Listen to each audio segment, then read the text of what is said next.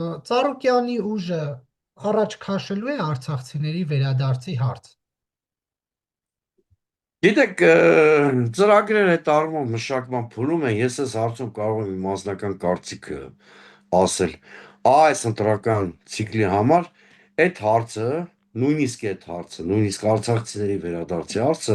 արհեստական հարց է եւ չի կարող օրակարգային լինել։ Դա ստեղծված միջավայրում նման հարց քննարկելը, որ դու տարական երաշխիքներ չես կարող տալ այդ մարդկանց վերադարձի անվտանգության վերաբերյալ, անիմաստ է նման հարցեր քննարկելը։ Սրանք ընտրություններ են մեր ներքին կյանքը կազմակերպելու բանականության եւ այլանդակության երկընտրանքի ռացիոնալիզմի եւ արկածախնդրության միջև, հա, այս չեմ կարծում, որ Արցախի թեման եւ նաեւ ձեր բարձրացած թեման ակտուալ են առնվազն այս ընտրական կամպանիայի համար եւ հետեւաբար վստահ եմ, որ մեր ծրագրերում այդ հարցերը չեն լինելու։ Ի Ինչու է նա դժբախտություն, ի դժբախտություն Նիկոլ Փաշինյանի, որը համարում է, որ մենք, չգիտեմ, նա այնպիսի խոսույթ կամ վարքագիծ ունենք, որը բերելու է պատերազմի։ Քոչարյանենք օրինակ շատ հստակ են ասում, որ